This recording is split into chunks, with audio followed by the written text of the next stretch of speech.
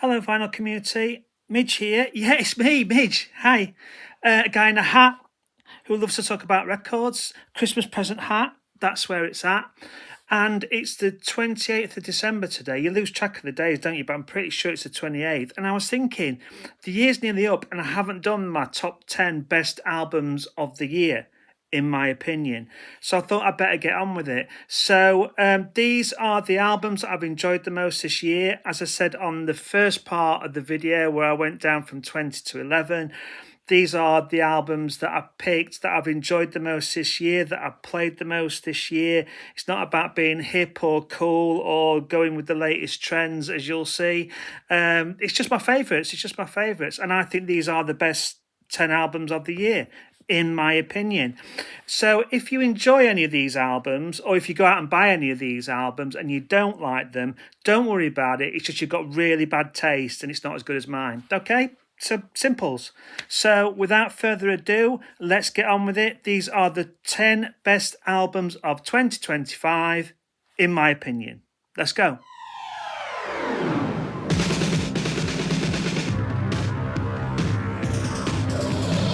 So as we get going on the chart, I just want to point out that I'm not going to be showing any features of the vinyl, if it's coloured, if it's splattered or anything like that. All of these albums, I think, I've already talked about in videos throughout the year, so I've already done like a rundown of things like that. And as Norman Maslow says, it's the music, stupid. So this today is just primarily about the music, not the format, not the splatter, not the special features, except for the number one, and you'll see why when we get to it. So coming in at number 10, one of my favourite bands, unashamedly so. This is Sports Team, and this is their third album, Boys These Days. Five-piece band from London. Really love their sound, really love their sort of antics. If you watch any of their videos, they seem like a close-knit gang of friends, and it's really cool to see them bouncing off each other, and they've all got distinct personalities. It's a bit like the Monkees, really, but I really love this band. The second album, Gulp, seemed to be a bit rushed, and it just seemed to they tried too hard to replicate the first album. But on this album, they've really switched up the songwriting. The songwriting has definitely moved on a notch, and the sound has changed as well. They've gone for a very sort of heavy 80s influence sound on this album, and it works really well. If you've never heard Sports Team before, their songs are like very catchy indie rock, and they have a sort of like a very humorous, biting social satire to the lyrics. The album starts off with one of the best singles of the year, in my opinion, Subaru, I'm in Love, which is represented by the cover.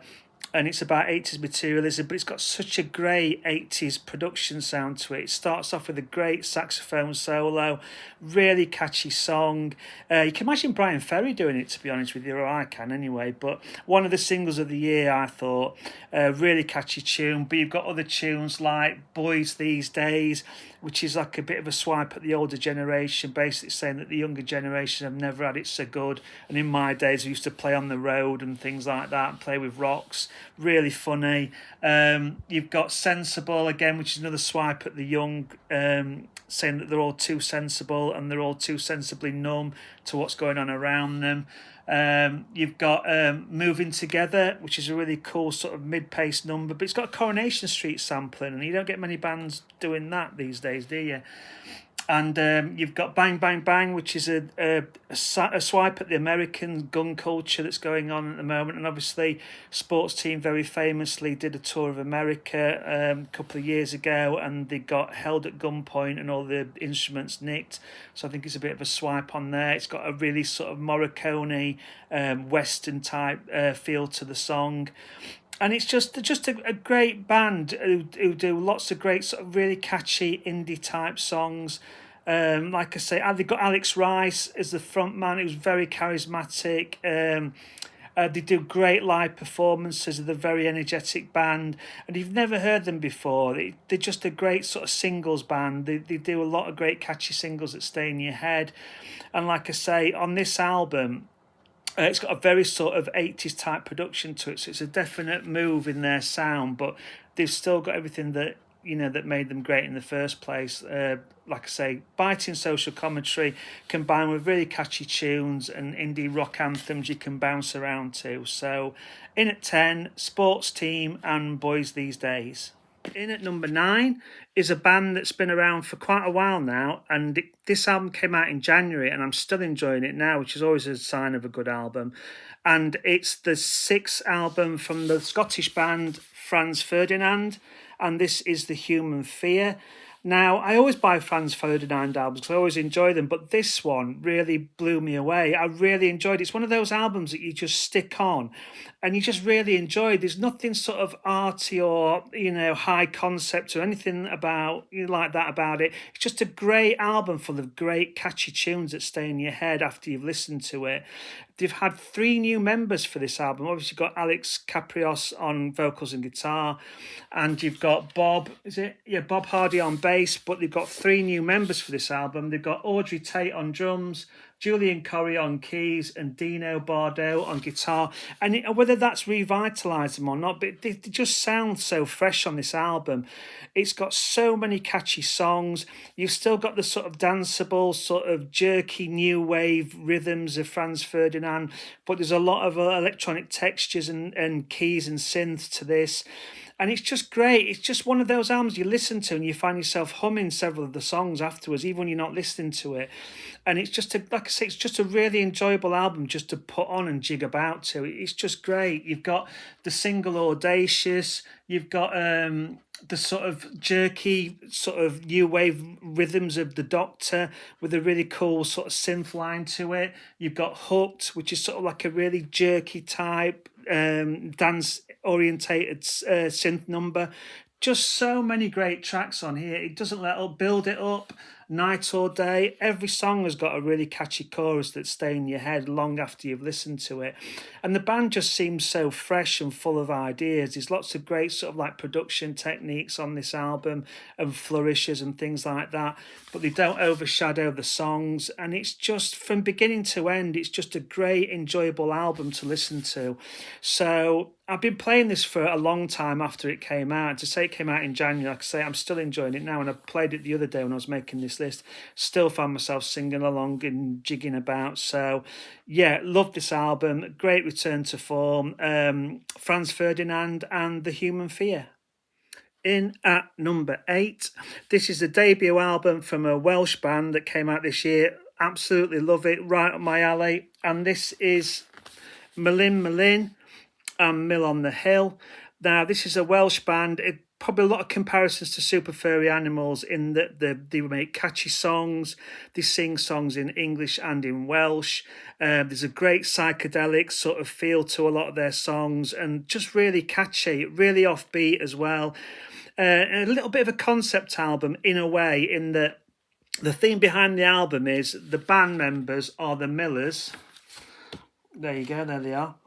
And they all work in this yellow mill, and the mill is powered by songs. So basically, all the members churn out the songs, and it keeps the mill spinning and keeps the valley going and the town, and it's a very happy place. But it doesn't go to the concept doesn't stretch to all the songs. There's quite a few reprises of the title track, The Mill on the Hill, which continues the theme, a bit like Sergeant Pepper's in a way, but the songs around it are just as great, just really catchy, really off kilter. You've got songs about vitamin D, fantastic food, Running on Empty. The Pigeon and the Golden Egg is another great song, really quirky, really offbeat songs. They don't take themselves too seriously. The great musicians as well. All the arrangements are really melodic and really sort of well thought out. And there's a pedal steel player as well. So there's a bit of like a country tinge to some of the songs as well.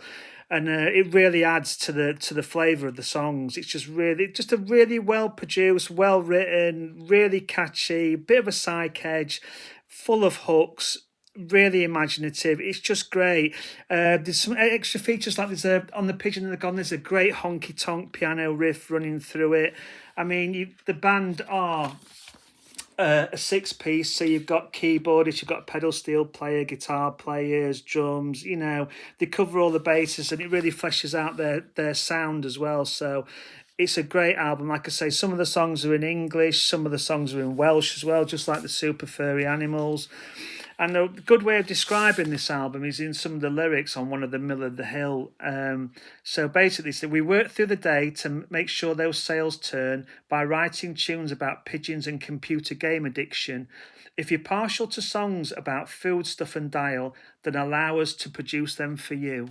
And they certainly have, and it's a great album. This, can't wait to see what they do next. But if you like a bit of sort of a psychedelic edged pop that doesn't take itself too seriously and really catchy, then this is the album for you. Superb.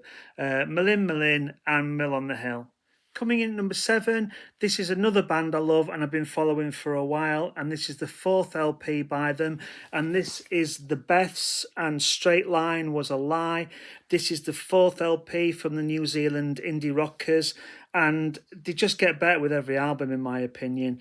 They're led by the songwriter Elizabeth Stokes. They're a 4-piece band, and again, it's one of those bands where you sort of end up falling in love with them as people. If you watch the videos, they're very funny videos, seem very tight-knit group of people, and Elizabeth Stokes is such a great songwriter.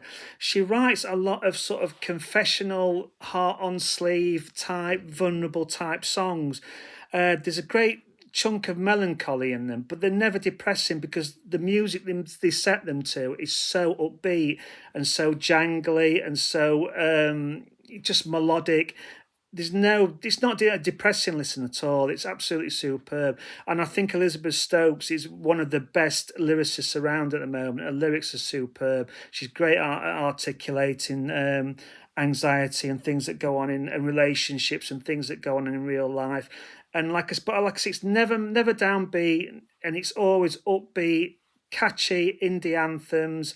Jonathan Pierce, the guitarist who also produces the album, he seems to get better at production every album, and he's a great guitarist. A lot of light and shades, so there's lots of really like rocking out, blistering guitar solos, and then sort of like really sort of beautiful flourishes and acoustic guitar parts in other songs. Just a great band, lots of melodies, and there's some really cool standout tracks on here. There's No Joy, which is an out-and-out indie rocker. You've got Metal, which is one of the most upbeat and beautifully jangly, catchy songs you'll hear this year. And I think the highlight of the album for me was Mother Pray For Me, which is a song that just relies on a really simple plucked electric guitar part. And the lyrics are about Elizabeth Stokes' relationship with her mother. She's heavily religious, Elizabeth isn't, and the differences between them. And the lyrics on here are just heartbreakingly brilliant and wonderful. One of the most beautiful songs you'll hear this year, Mother Pray For Me. Just about the differences in belief and somebody who can't believe the other's belief and vice versa, and trying to find a common ground between them. Such a beautiful song. But like I say, it's all upbeat. Till My Heart Stops is another favourite, where it talks about someone who's probably quite a bit shy, quite a bit, reserved, but wanting to experience things like, running to the heartbursts and things like that. Another great upbeat, catchy song. And Best Laid Plans, which finishes the album, which is really funky bass line, bongo percussion running all the way through it. Like I said, there's a lot of different sounds on this album. The production has really stepped up a notch, and the arrangements have, but the Beths are one of the best indie bands out there at the moment, I think. Like I say, Elizabeth Stokes is such a great songwriter, and this is their 4th album, the first one on the Anti label. And if you like catchy indie pop with a lot of heart, check this out. Absolutely brilliant band, the Beths, and this is a great album. Straight Line Was a Lie by the Beths. Coming in at number 6 is the 2nd album by the band Wet Leg, and it's Moisturiser. Obviously, Wet Leg's first album was a big success. Lots of catchy indie pop anthems. A lot of people wondering how they would follow it up, and the follow it up they have with this. And as you can see from the slightly off-putting and scary cover with Rhiannon Teasdale's Aphex Twin type shit-eating grin, they've really grown in confidence. Rhiannon especially, if you see her now live, she's like a road-hardened beast. She's so much confidence, so full of, confidence and joie de vivre and all that, ooh, and that sort of thing. But yeah, a band that's really grown in confidence. And the difference on this album is obviously you had the two-piece of Rihanna and Hester. Now the friends that they took on tour with them to pad out the sound are now actually part of the band. So the Wet Leg are now actually a five-piece band. And I think they've improved significantly because of it. So you've got all the members are involved in the songwriting. So it's like a group collaboration. It's not just extra musicians tagged on. They are like a family group now. And just a great album again. It starts off with the blare of alarms of CPR. A song that imagines being in love is like having a heart attack, and that's what this whole album is. This whole album is themed around being in love, obsessive first time love, where you totally head over heels with somebody. Obviously these aren't your traditional love songs, they've all been skewed through the Wet Leg filter, so, and there's lots of really great lyrical bites on here about being in love and things like that, but in a very strange off-kilter way. The tunes are just as anthemic and upbeat. You've got Liquid Eyes and Catch These Fists, really upbeat songs, but they've also got some really gorgeous ballad type songs on here, which is a real progression for them. Pokemon's got a really sort of beautiful synth line running through it. Davina McCall, which takes the title from obviously from the UK's very popular Big Brother presenter, as in I'm Davina McCall, I'm coming to get you. And just one of the most beautiful ballads this year, Davina McCall, really great song. And yeah, just an album about love in its first flourishes, and it's just really great for that, really catchy. Lots of great bass playing, lots of funky bass, lots of jagged guitar riffs, like I say, really upbeat, really in your face at times. Just a fantastic indie rock album. There's a few elements of songs in here that have sort of like a shoegaze type quality to them. You've got Pillow Talk and Don't Speak, You and Me at Home. They've sort of like, you know, like a My Bloody Valentine influence almost, which really adds to the sound. So you've got the kitschy, the sort of catchy indie dance type anthems, a bit of shoegaze, a bit of ballads, bit of everything really. The quiet, loud dynamic works really well on this album. But Rhiannon Teasdale's voice as well, really cool, really screamy, shouty woman, really beautifully relaxed and melancholic and melodious the next. They've really come a long way with this album, Wet Leg. Really, you know, it's a real progression from the first album. I've been really enjoying this. So, yeah, really, really catchy album. Really great songs. Yeah, absolutely love this album. So you got there Wet Leg and Moisturiser.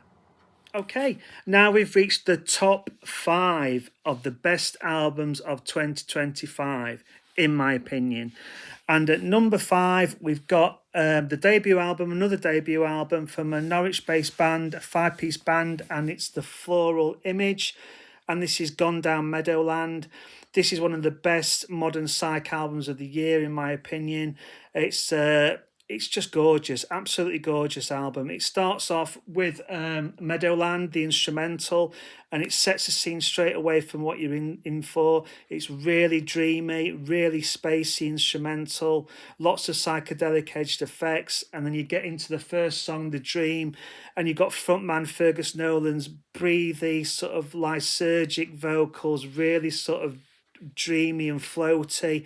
And yeah, just superb, absolutely superb modern psych album. It has one of the lyrics of the year on it for me in a strange way. One of the lyrics of the songs is Stand on a Tangerine. And it's sort of one of those instructions that I want to do, but also I don't want to do. And it stuck with me for some reason, but I'm strange like that. But yeah, Stand on a Tangerine fascinated me, that.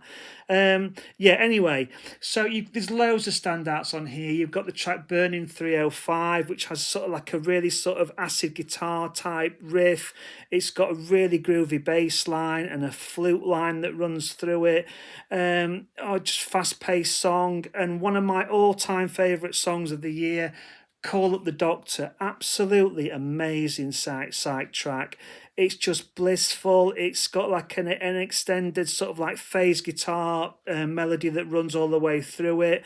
and it's got a really soaring melody, and it's got one of those songs that you don't want to end, and in a way it doesn't, because it's like a really long extended coda at the end of the song, which is just one of the most amazing songs of the year. Call Up the Doctor, just check that out if you don't check anything else out by the Floral Image. But yeah, there's lots of layers of synths and keyboards, which adds to the tracks as well. They're obviously a very talented bunch of musicians. There's a lot of swapping about of instruments, so they're all multi-instrumentalists, but the melody's always there. It's just a really cool, dreamy and spacey psych album that you could imagine stumbling across in a charity shop, or one of those lost classics from the 60s. The songwriting is really cool as well. There are lots of hooks, lots of melody. Another standout is Howling Dog Song, which has got a refrain of "We're howling, we're howling." Just superb. Another extended track. And it finishes with "Some for Hire," which is a 7-minute sort of blissed out song. And it's if you like King Gizzard at the psychedelic most part, then you'll love this. You'll love the Floral Image. It's just a great modern sounding psychedelic pop album, and it's just brilliant. I can't wait till they make another album, because if it's going to be as good as this, then I really can't wait to see where they go with this next. But if you like dreamy and spacey type psychedelia with hooks, pop psych, you'll love the Floral Image. This is a great album. Gone Down Meadowland by the Floral Image, highly recommended. Okay, at number 4, we have the 10th, believe it or not, the 10th album by the band Suede, and this is their album Antidepressants. When the Suede reappeared a few years ago now, they've made some really strong sort of comeback albums, if you like. But I always remember Brett Anderson in an interview saying, we don't want to be seen as a nostalgia band. We want to carry on being the band we were and to write great songs. We don't just want to do the hits, as it were. And they're certainly doing that. This is an amazing album. They sound like a much younger band when you listen to this. They sound really hungry. The album is really got like a really raw live sound to it. It's produced by Ed Buller, who produced a lot of the early Suede songs and albums. And it's just an incredible album. It's just full of sort of like determination and vim and vigor. And the songs are quite dark and atmospheric. There's a big sort of post-punk guitar sort of sound to them. Like I say, it's quite raw. Sounds like it's live in the studio.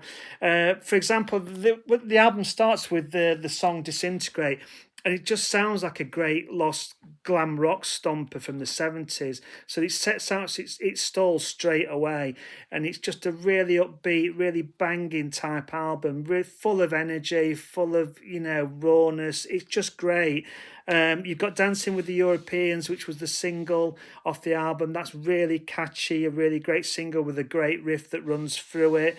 One of my favourites is the title track, Antidepressants. That's another great bouncy type indie anthem, sing-along type album track.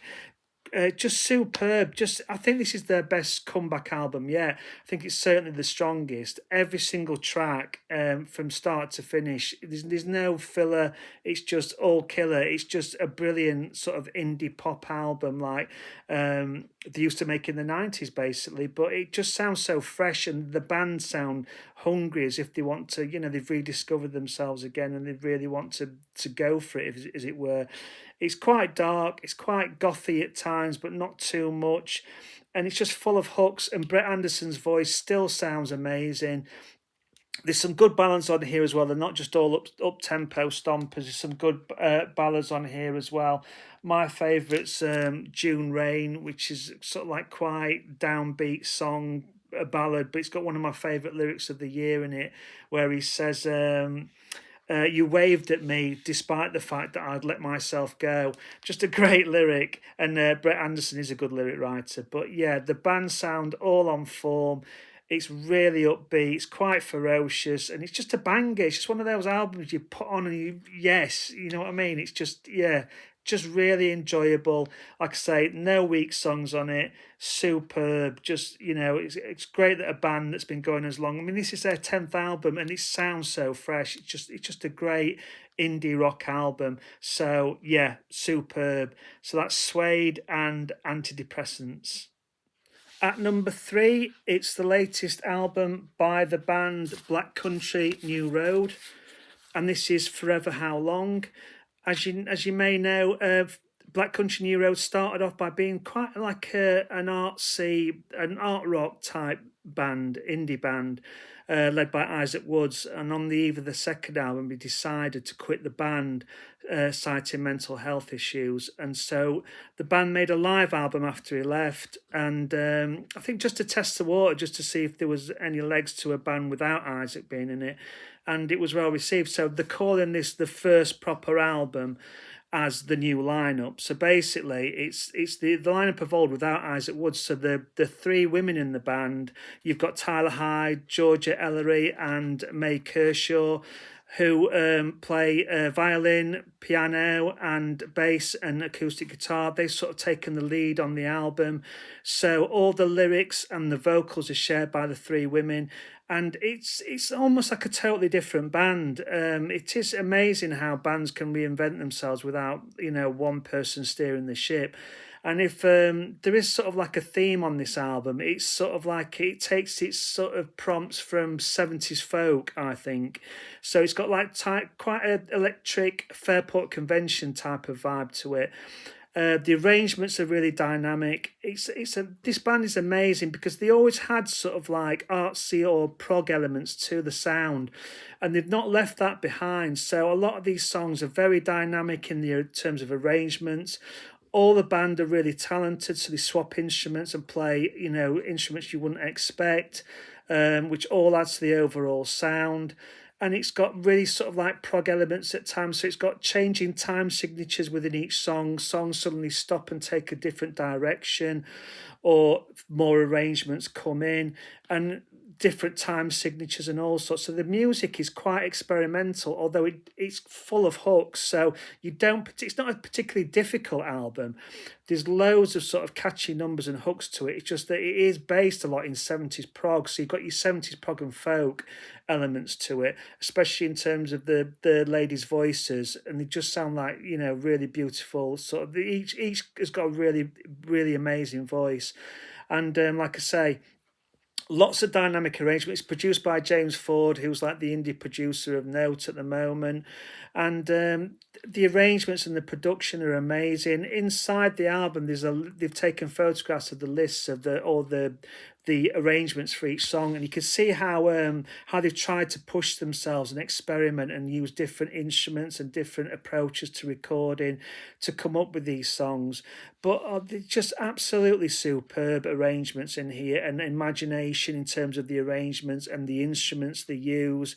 There's a lot of songs obviously based from female perspectives on relationships with people and friends, and it's just a great album.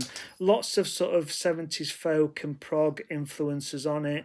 Lots of great arrangements, lots of strings, harpsichord, piano, lots of time changes. It's one of the most ambitious and experimental albums this year, but it's absolutely superb for it. Lots of memorable tracks: Besties, Two Horses, Mary, Happy Birthday. Some of them, the songs they stretch out on, so there's some 6 or 7 minute songs where the arrangements are allowed to stretch out and breathe a bit. But honestly, it's one of the best and most ambitious albums of the year, in my opinion. They've totally changed the direction, totally changed the songs, but all the better for it. And this is a wonderful band, and I can't wait to see where they go next with their sound. But this is one of the most ambitious and best sounding albums of the year, in my opinion. So that's Black Country New Road and Forever How Long. In at number 2, this is an absolutely astonishing album. It's the 3rd album from New York indie rock experimentalist Geese, and this is Getting Killed. Now, Geese are one of those sort of Marmite type bands. You either love them or you hate them. A lot of it is down to Cameron Winter, the frontman's vocals. 1 minute he's doing a falsetto, and next minute he's doing a really deep baritone, usually in the space of the same song. He throws his vocals around all over the place.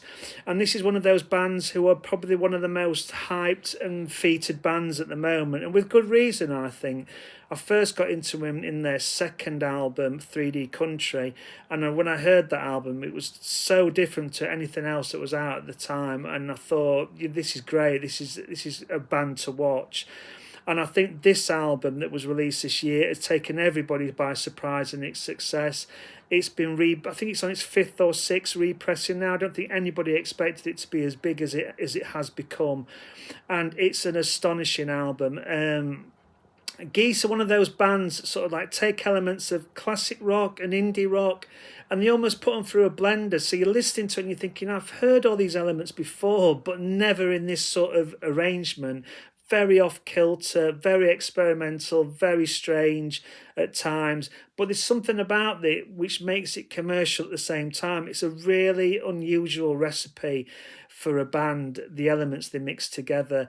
For example, the opening track on this album, which is called Trinidad, it starts with blasts of horns, Cameron Winter's screaming vocals, bizarre lyrics, a repeatedly squelchy guitar riff with huge blasts of noise in the chorus where Cameron Winter just screams, "There's a bomb in my car." So from the very opening track, you know you're in for a bit of a wild ride. You know they're going somewhere where you probably didn't realise they were going. But that's not to say that they have tender moments as well. Some of the ballads here, although admittedly they are still off kilter, Opans de Cocaine is a great ballad with a really beautiful guitar melody running through it, and Cameron Winter's aching vocals. You've got the other ballad on the album, Cobra, again has a heavy beat and percussion, but a lovely sort of melodic, sort of downbeat type vocal. And Geese are just one of those bands. The last album was very guitar orientated. This time they've scaled the guitars back. So a lot of this album is built on a heavily percussive type framework. So this album is really, the drummer Max Cassim shines all over this album because it really is his album, because there's tribal rhythms, there's polyrhythms, there's lots of percussion, and Geese don't tend to do anything by the rules. So they've chosen a hip hop producer to produce this album, which is effectively an indie rock album. So they've gone for Kenny Beats. So a lot of this album is percussive heavy, and a lot of the songs are drenched around this sort of heavily percussive approach. But it still works. It's one of those bands where it all sounds a little bit ramshackle, like you're expecting the arrangement to fall apart at any time, but it doesn't. It just hangs in there and it holds your attention, and it's just so brilliantly off kilter. It's just absolutely fantastic. But like I say, yeah, you've got like heavily percussive sort of backbeats. You've got really sort of nice guitar flourishes and touches. Although there are some heavy riff numbers on here as well. Emily Green's a great guitarist, again, light and shade. But a lot of the guitar textures on here are quite subtle. But there's a brilliant off-kilter riff on the title track, Getting Killed. It's like a brilliant sort of squally guitar riff backed by a sampled choir and a tribal sounding drum beat. It's just, everything is off kilter, everything is sort of like a little bit strange, but it hangs together so well. And like I say, Cameron Winter's vocals and his bizarre sort of way of throwing his vocals around add to it as well. And then you've got Bow Down, you've got a brilliant track there where there's like a dueling guitar. So you've got the guitar comes in and it faces the drums, and it's like a call and response. So it's like a dueling battle between a guitar riff and a drum riff. It's just, I can't praise this album highly enough. If you're looking for something a little bit different, but still original and, so different from the norm that's around at the moment, I can't recommend this highly enough. Check out the single with its bizarre video called Taxes. That's another great song. Again, it starts off with like a beat heavy sort of backing, and then there's a moment about a minute and a half in where the chorus kicks in and this beautiful blast of melody comes through. Absolutely superb. So this, I understand all the hype personally. I love this band. Really experimental, really different. So if you're looking for a bit of a, not a challenging listen particularly, but something a bit different from your indie rock albums of norm, then check this band out. Absolutely superb. Cameron Winter also did a solo album this time last year that sort of built the momentum for this, and this is, it's as good as I wanted it to be. It's absolutely superb. And this is a band that is obviously not just going to keep making the same album over and over again. They're really experimental. The arrangements are very original, and I love it. Absolutely fantastic album. And that is Geese Getting Killed. Check it out. Honestly, superb, brilliant, amazing, and lots of other, hyperbole. Deserved. So, Midge, I hear you say, what is the best album of 2025, in your opinion? Well, in my opinion, there could only be one album that would make the top spot this year, and that is, of course, Chaz and Dave's Job Lot. What? I'm joking. But it bloody should be. The album of the year 2025, Flourish Please, is Pulp More. Now, I love Pulp, and Pulp are one of those bands that have reformed like a lot of other bands of the 90s recently. Another one of my great comebacks this year was Stereolab. Absolutely loved that and loved the new album. Pulp are a different beast though, because I don't think anybody expected them to make another album, even though they'd reformed and they'd been touring. This is their first album in 24 years. Jarvis has had solo projects and a solo band since then, but there's been no Pulp album, and I don't think anybody expected this to ever happen, but I'm so pleased it did. And the lead-off single from here, Spike Island, it just had all the classic elements of Pulp, the sort of electronic, upbeat, disco-type pop, Jarvis Cocker's wry lyrics and unique delivery, and it just set the tone for this album. I didn't think this album would be as good as it is. It's absolutely superb, and it's got everything you love about Pulp, and it's got the added twist of being great because it's like Pulp now, if you see what I mean. It's like the aged Pulp looking at things in the Jarvis's unique way, and I love Jarvis Cocker. I think he's one of the best lyricists around, really funny, really unique take on things, and combined with Pulp's sort of like 70s edged glam disco sound, it's just a match made in heaven, and it proves so on this album as well. So obviously you've got the band in their different class type statue poses on the front, and you've got Pulp as they are now on the back. So obviously this lineup of Pulp now includes members of the Jarvis band from a couple of years ago, and they all combined to make this album. As the album says on the back, 11 songs recorded in November 2024 by James Ford, the indie producer of note, and it's just a superb album. It's got your familiar Pulp Jarvis lyrical concerns. You've got Obsessive Love in the single Tina. You've got songs about sex, relationships, and just Jarvis's great lyrical, unique take on them all. So you've got Grown Ups, which is a really funny song about how we all try and act like we're mature and older, but really we're just all kids underneath. You've got Farmer's Market, which is a great song that talks about the passage of time and how you're trying to find love and a relationship in your later years. And Got to Have Love, another great single, really upbeat, really sort of disco type, classic Pulp, really catchy. Background Noise, which again talks about relationships or long-term relationships. Jarvis describes it as like the buzzing of a fridge. When you're in a long-term relationship, you don't always notice that things are wrong until you stop listening for things. So later love is like, or long-term love is like background noise. You only notice it when it disappears.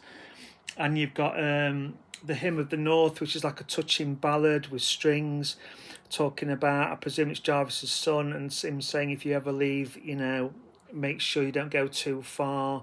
and all the things that a parent would say to a child when they're starting off on their own and finding their own way. And it finishes with a sunset, which is a great song, co-written with Richard Hawley, who also plays on it. It's one of the songs I knew off here. It was an older song that they never recorded, about how everything's for sale these days and nothing is sort of like appreciated for its own art.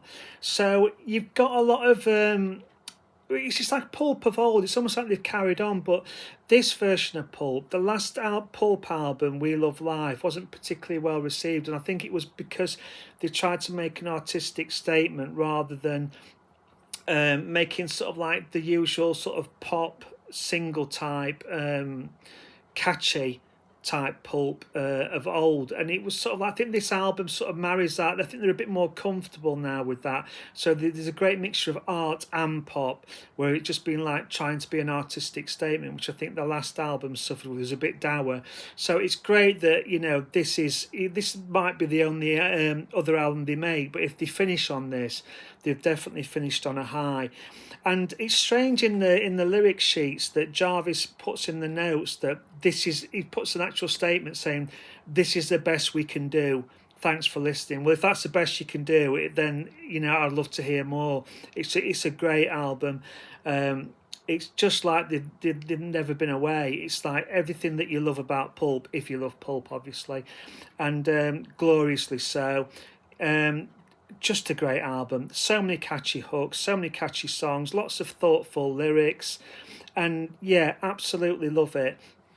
And I think the success of the album has taken everybody by surprise, and the fact that Pulp have been all over the world now on this tour, and they show no signs of stopping touring, so they're obviously enjoying it. And it's just so great to see them back. Absolutely superb to see them back. Love it. And I wasn't the only one that loved it. In fact, my local record shop, Bear Tree Records in Sheffield, they made it their album of the year as well, and they produced a limited edition of the album, which I'm going to show you, which I was quite pleased about getting. So it comes in this Pulp tote bag, and it's a limited, well, it was limited to 30 copies, believe it or not, and it's got the sparkly sticker, more Pulp, Bear Tree Records Album of the Year 2025, and they even managed to get Jarvis to come into the shop and sign them. So that is Jarvis Cocker's signature. So he's a good Sheffield lad, Jarvis, never forgets his roots. So yeah, limited edition, 32 numbered copies with the stickers. That's the logo of the Bear Tree Records shop. Obviously, this follows the same. It's the clear vinyl version from the limited edition Listening Party shop versions, but this also comes with a unique Polaroid of the caricatures of the different class front cover. The owners of the shop took them around Sheffield, took pictures of them in front of iconic buildings, and each one of these has got a unique Polaroid in it. So that's the one that came with mine. And so yeah, lovely limited edition to top off my favourite album of the year, signed by Jarvis Cocker. And what a wonderful album. Absolutely superb album, and definitely my favourite of the year. It's so good to see them back. I really hope this isn't the end of Pulp and they do another album. My other version, my standard version of the album, is on South Yorkshire Sunset vinyl, which is like a coloured effect vinyl for Sheffield stores only. So it's great that Pulp still remember where they've come from. And yeah, it's so great to have them back. So that is my album of the year 2025, Pulp's More. Really hope you've enjoyed this video. Really hope you've enjoyed watching it. And I hope you check out some of my choices. Let me know in the comments below. If you don't like these albums, let me know in the comments below also, and I'll ignore them. But yeah, this is a great album. Check it out. So all the best. I'm already looking forward to 2026. So I'll see you in the new year. Midge out. It's very nice to have a brand new number one, isn't it? Do you like the new number one? Yes. You do? It's lovely.